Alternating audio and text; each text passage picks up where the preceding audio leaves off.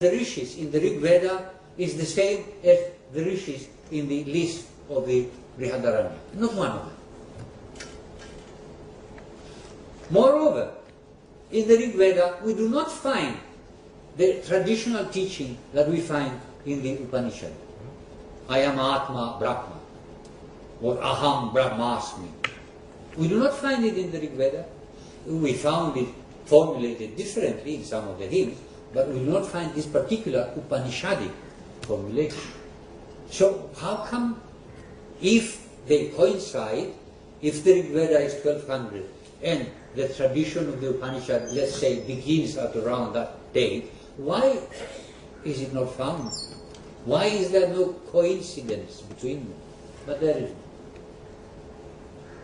But you find the Upanishadic teaching in the Atharva Veda. Atharva Veda, some hymns begin to talk about the Atma Brahma doctrine. So, the Rig Veda must be a lot older than the Brihadaranyaka if 60 teachers cannot be found, one of them, in the Rig Veda. Next one, please. We come to paleoastronomy as further evidence. In 1969, Raghavan calculated that many astronomical references in Mahabharata converge in the year 3067. This was confirmed with computer and planetarium by astrophysicist Narahari Achar, first time in 2003. I think, in fact, it was Dr. Kalyana Raman who asked him to do that. Isn't that so? That's right. He asked him, just try it and see what you find. And he did, and he found the same year, 3067. Now, true enough, there are some doubts. Iyengar, another physicist, another great scientist down in Bangalore, has slightly different views, questions this date, but for the moment there isn't really any significant reason to doubt Achar. So if Mahabharata begins at around about 3000, then how much older must be the Rig Veda, whose language is significantly older, very, very different.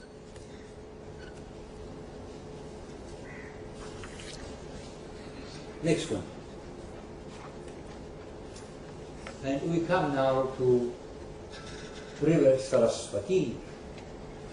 Saraswati is mentioned in all the books of the Rig Veda as a great river nourishing the 5 tribes of the Aryans, the Anus, the Turvasas, the Druhyus, the Purus, and the Yadus.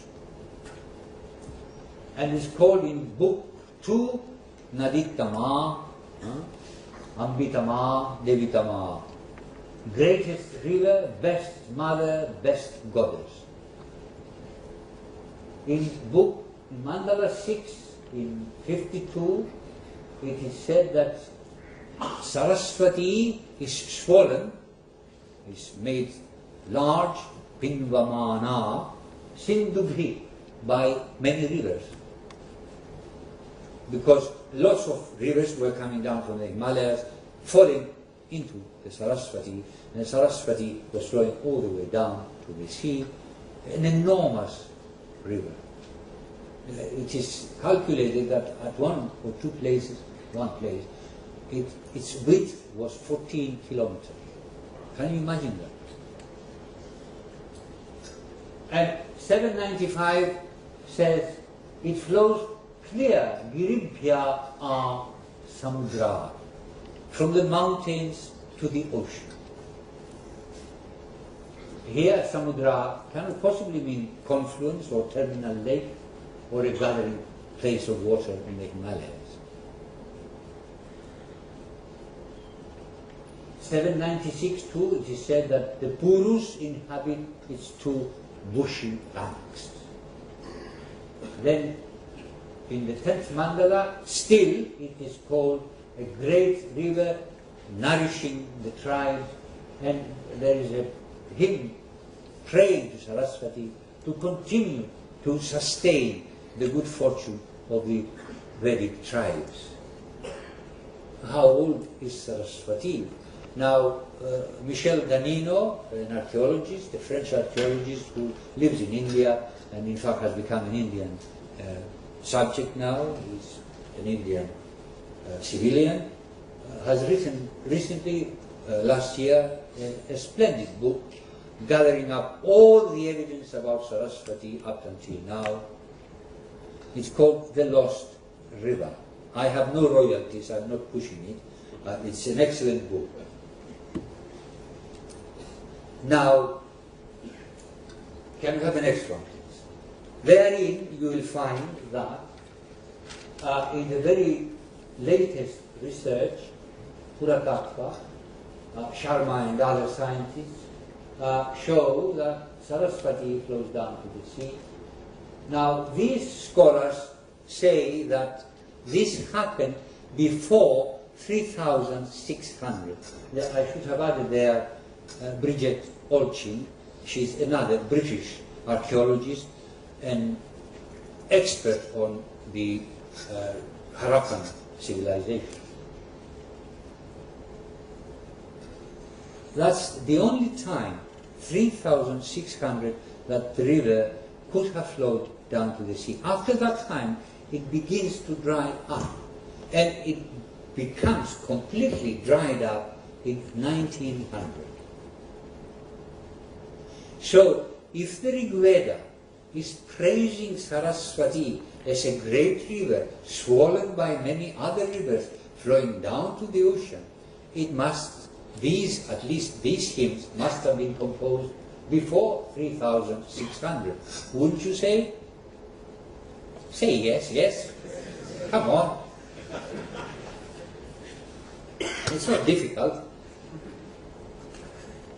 Now the name Saraswati, Saras means she who has swirls, ponds, currents.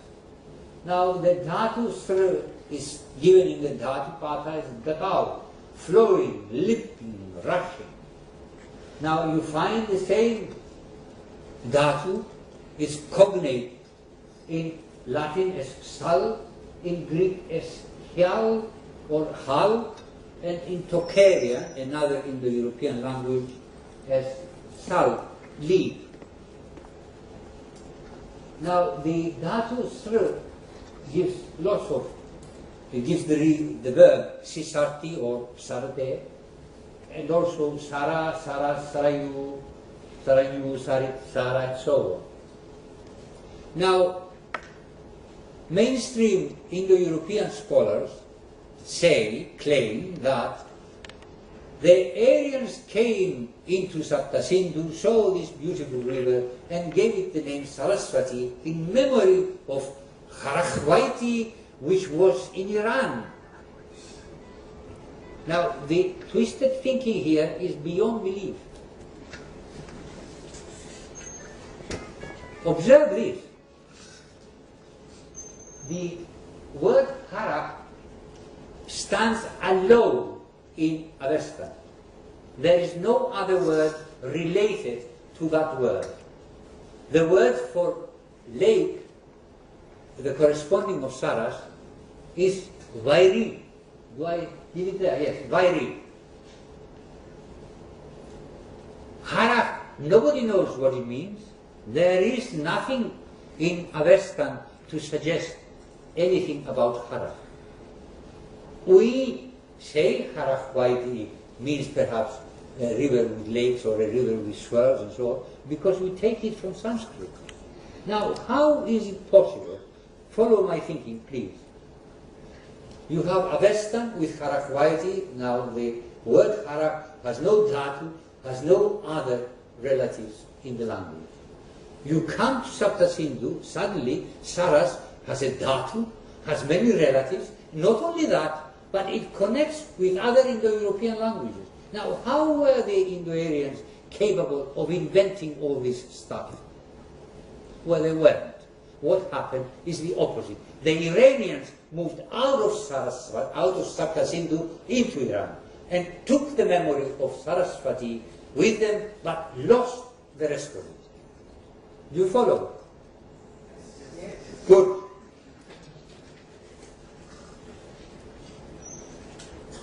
There is another aspect. Observe this.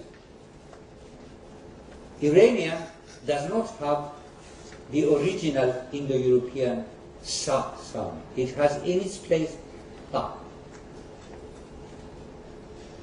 Soma, in the drink that the gods and the Vedic people drank, becomes in a Western hauma. Asura becomes ahura, ha. You follow? So, the Indo-Aryans move away from Iran, they come into Sapta Sindhu, they retain the original sa sound, but mysteriously the Western people lose the sa and they make it into ha. Now, how is this possible? The further you travel along, the more losses you are going to have. And the more steadfast you remain in one place, the greater the chance is that you will preserve the heritage. If you are moving, you don't have time to teach the children properly. If you stay put, then you've got time to teach the children properly and continue the tradition. Next one, please.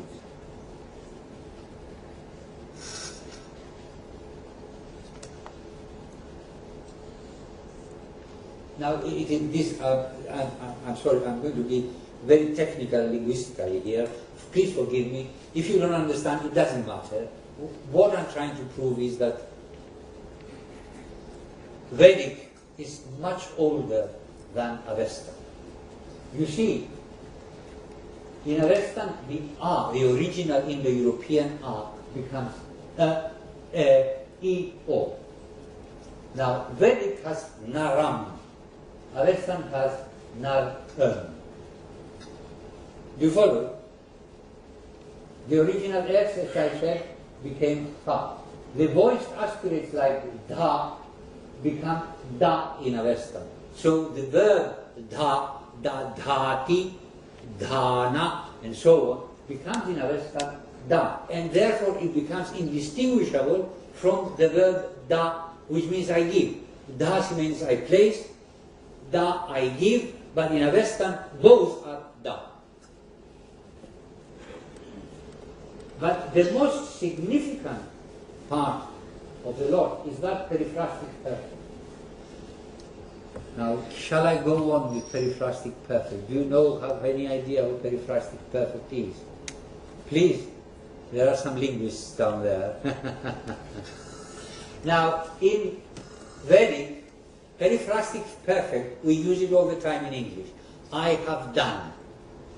Have and done is periphrastic perfect. You use an auxiliary verb to indicate past tense. I did is aorist, it's past, but it has no auxiliary. I have done has an auxiliary, and therefore it's called periphrastic. Okay? Now, in Vedic, you have the accusative feminine, Gamayam, Chakara, or Chakre. Then in the Brahmanas, you had As and Bu. So you have a new periphrastic perfect. A new verb was used as an auxiliary. What happens in Avesta? Avestan has a periphrastic perfect with the feminine, again, accusative, but with the verb to be, exactly as the Brahmanas, Ash. What does this suggest? Now, to any trained linguist or historian who's got his wits about him, this suggests that the Iranians split from the Indo-Aryans when us began to be used. They forgot about Cree and they used us. If the Indo-Aryans had left Iran, then the first periphrastic perfect, the auxiliary verb in the periphrastic perfect, the first one would have been us. Gamayam asa, not gamayam chakre. And then they would have developed the periphrastic perfect with the auxiliary Kri. Okay? You follow? Good.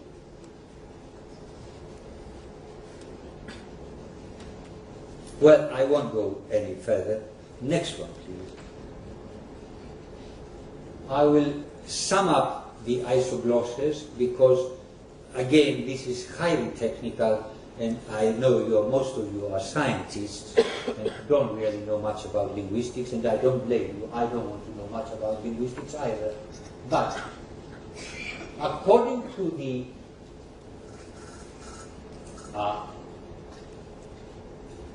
AIT, beginning from the Kurgan, people spread out and they carried the language, and the language got developed differently.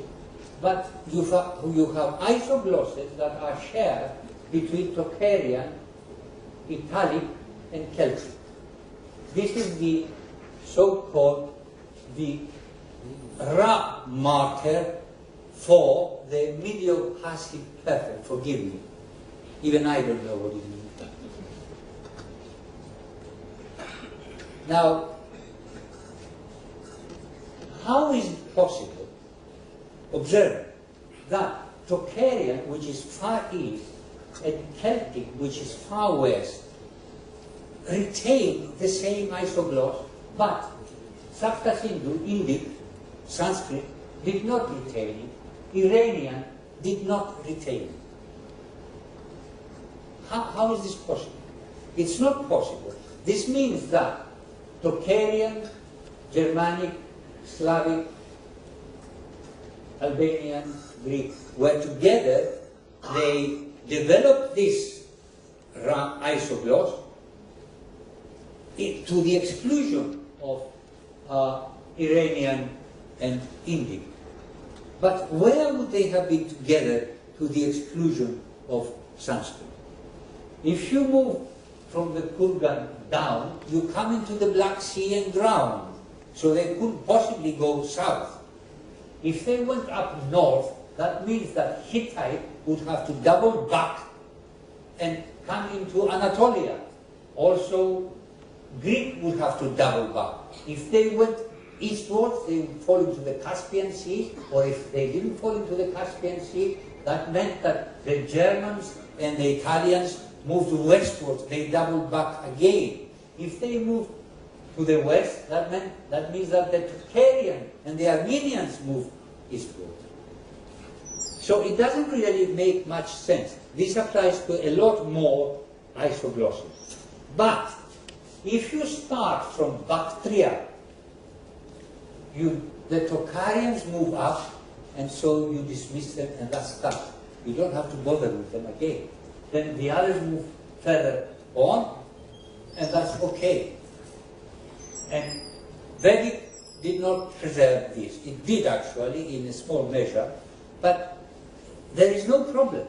So even isoglosses, a perfectly linguistic matter, goes against the linguists who propose the Aryan invasion theory. I have written a very long paper. It will get published very shortly, and if you scientists are interested, I'll send you a copy so you can read it, showing it in very great detail. Next one, please. Now, this is a scholar in New York. Now, please read what he writes. After he saw my papers, he wrote to me, and we are good friends and correspond now. This is quite independently of me. I didn't know him when he was writing these things. But he wrote to me afterwards, and that's how we got to know one another.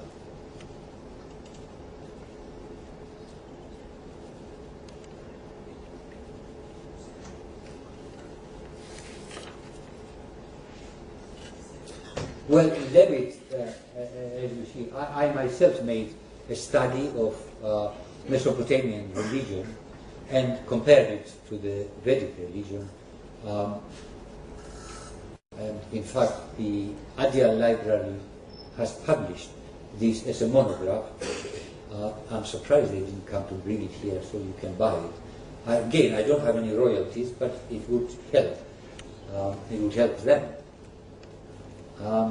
And I show that in fact Vedic is in fact much, much older than the Mesopotamian religion.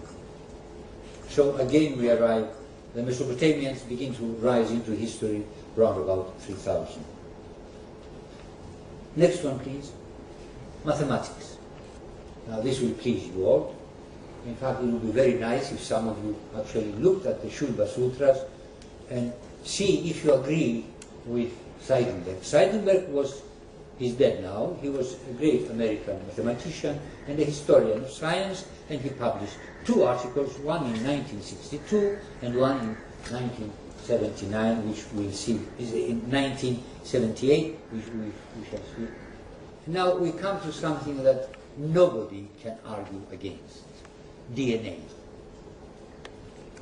Genetics. Anthropological studies, actually Kazanas, where he mentions me, Kazanas cites an anthropologist, Gregory Kennedy, from the United States. He's done the studies, and he claims that there can't have been any change in the features of the Harappan people after 4,500. There is no change.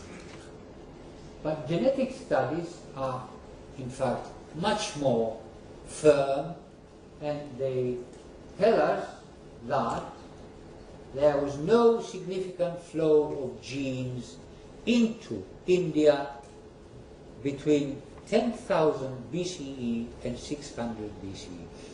600 BCE, in the 6th century, the Persians began to come down and they conquered parts of ancient India. So, yes, from that period onward, they can trace the influx of foreign genes, but not between 600 and 10,000. On the contrary,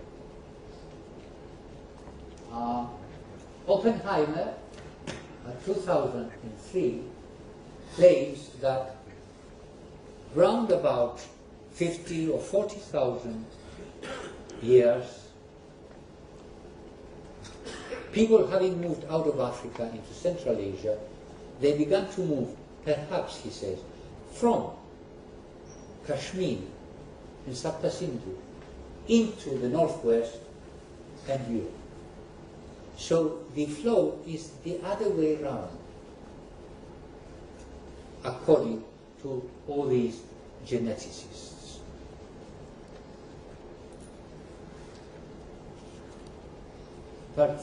Observe what particularly Stephen Oppenheimer, who is an Oxford geneticist, said: any theory of a male invasion of India is undermined by the data. You cannot have a theory of invasion or immigration into India from northwest because the data do not support it.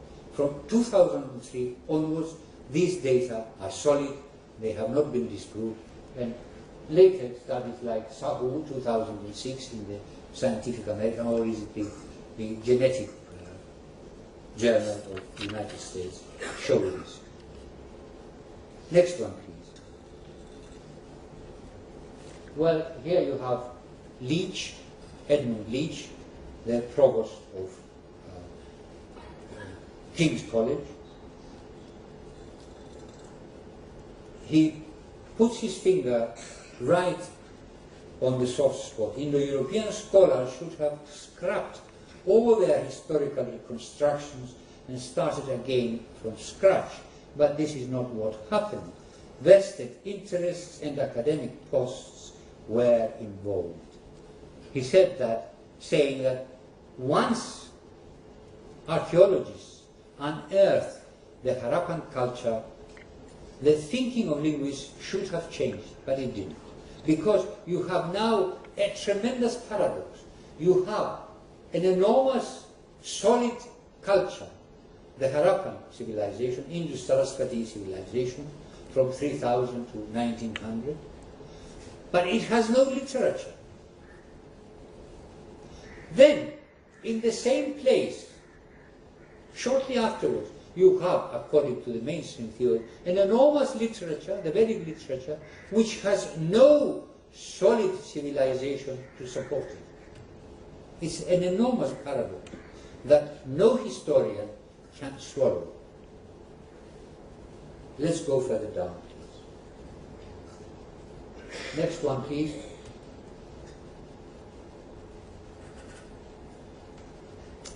What have we got here? We now examine the literary evidence in the Rig Veda itself. The Angirases say, our ancestors have always been here, they've sacrificed here. We don't remember any other place. The Vasishtas say the same thing in book 7. In book 5, we have Asmakastascha Surayo Vishwa Asas Tarishani. Tarishani should be. Is it? Oh. Yes, it is. It is correct there. It's wrong here. And it explains, let our sages pervade all regions. They begin to show, there are only little snippets, that they were aware of their own civilization, they were aware of their own high level of culture, and they thought that their sages should go to other regions and civilize those people. Because around about 8,000, around about 10,000, the glaciers all over Europe and Asia began to melt. And you have about 2,000 or 3,000 years of very heavy rains. But around about the 8th millennium, it was possible to start traveling. You didn't have floods, you didn't have heavy rains, and you certainly didn't have glaciers anymore. And in Mandala 7, spread far over the earth, it is said. Mandala 10, spread far the Aryan laws. In 661.9, which is a hymn to Saraswati, it is said, Sano Vishwa Adidvisha Swasri Anyarikavari Atan Aheva Surya. What does this mean? She, the goddess Saraswati, made us all, that's the 5 tribes, as we find out in stanza 12. This is stanza 9. In stanza 12, the 5 tribes are mentioned. She has made us all go beyond Ati, Dvisha, Ati, beyond enmities between us, beyond Swasri Anya, beyond the other 7 sister rivers. Ritavari, she, the goddess who follows Rita, the cosmic order. She spreadeth Atan as the sun Surya spreads the days. Aha. So, let's see that. Can we see that, please? So there are the 5 tribes in Sapta Sindhu being spread eastwards, southwards, northwards, westwards. Can we go back? One? Thank you. Baudhayana Shrauda Sutra 1844 says there were 2 migrations. One eastward, the Ayava, and one western, the Amavasa. Now, the eastward we won't bother with. It's the movement eastwards towards the Gangetic plain, but we'll bother with the westward one. The Amavasas were Gandharis, which is Gandhara, slightly northwest of Saptasindhu, Parshus, the Persians, west of Saptasindhu, and Arathas. Now, Aratha, we don't know, but there is a mountain called Ararat up in the Caucasus area, you know, northern Turkey, Armenia, between the Caspian Sea and the Black Sea.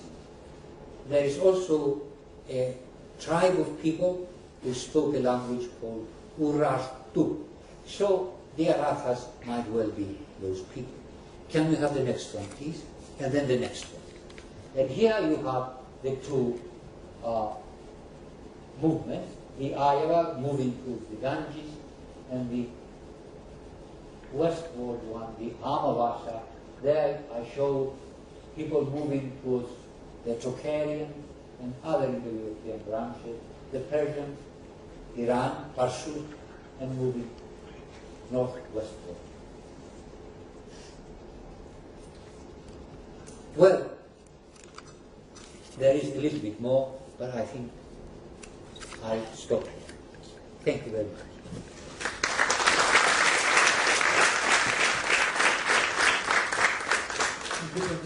You mentioned that Iranians and possibly Europeans moved out of the Indo-Aryan area at a certain point of time.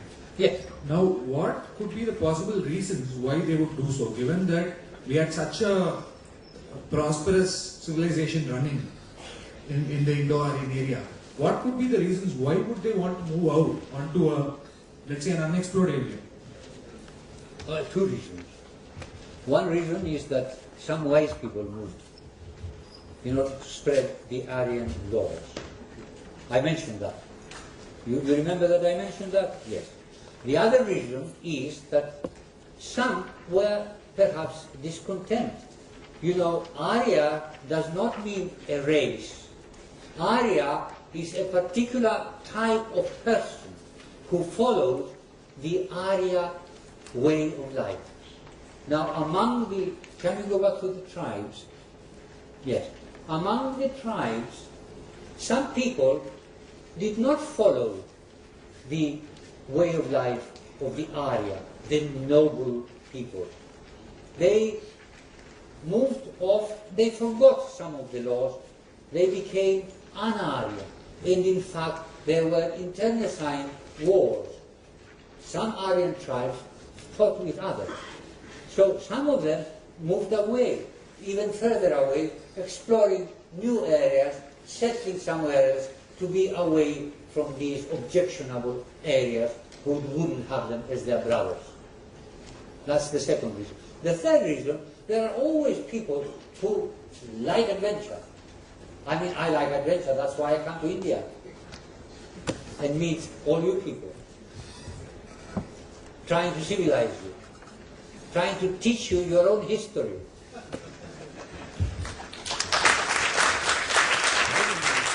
Thank you.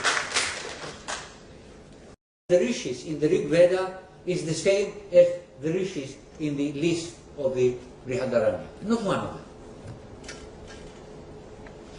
Moreover, in the Rig Veda we do not find the traditional teaching that we find in the Upanishad. I am Atma Brahma, or Aham Brahmasmi.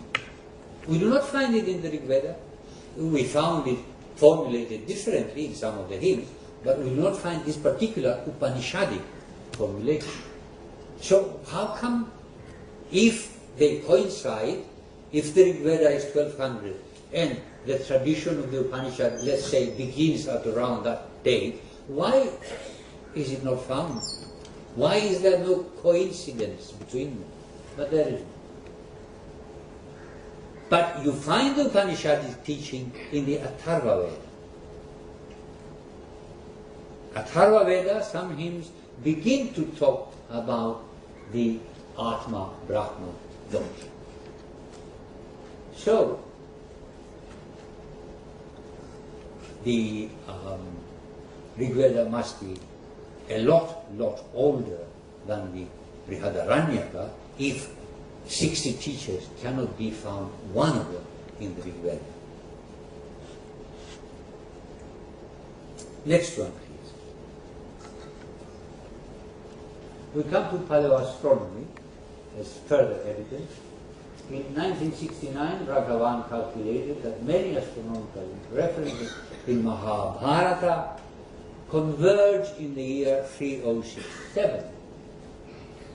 This was confirmed with computer and planetarium by astrophysicist Narahari Achar, first time in 2003. I think, in fact, it was Dr. Kalyana Raman who asked him to do that. Isn't that so? That's right. He asked him, just try it and see what you find. And he did, and he found the same year, 3067. Now, true enough, there are some doubts. Iyengar, another physicist, another great scientist down in Bangalore, has slightly different views, questions this date, but for the moment, there isn't really any significant reason to doubt Achar. So, book 2, Naditama, Ambitama, Devitama, greatest river, best mother, best goddess. In book Mandala 6, in 52, it is said that Saraswati is swollen, is made large, Pinvamana, Sindubhi, by many rivers. Because lots of rivers were coming down from the Himalayas, falling into the Saraswati, and the Saraswati was flowing all the way down to the sea, an enormous river. It is calculated that at one place, its width was 14 kilometers. If Mahabharata begins at around about 3000, then how much older must be the Rig Veda, whose language is significantly older, very, very different.